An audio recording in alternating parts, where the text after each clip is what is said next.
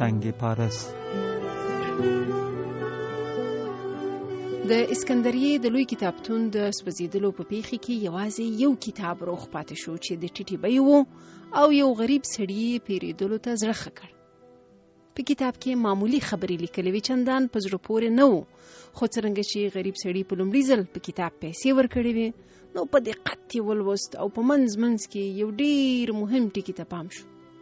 یو ځای لیکلی و چې سنگ پارس د سمندر د غاړې په وړو تیګو او کانو کې پیدا کیږي او نښه دا ده چې نور کوچني ګاټي ساړه وي خو سنگ پارس تود وي.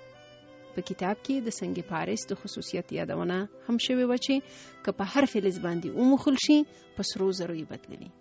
غریب سړی خپل کور او شته وپلورل، د سنگ پارس په موندلو پسې ساحل ته لاړ. د ساحل په غاړه په میلیونونو کوچني ګاټي پراته وو. د دې لپاره چې یو ګاټی بیا ونه ګوري او کار تکرار نشي، لزان سره فیصله وکړه چې هر سوړ ګاټی به له راوچتولو وروسته سمندر ته خطا کوي.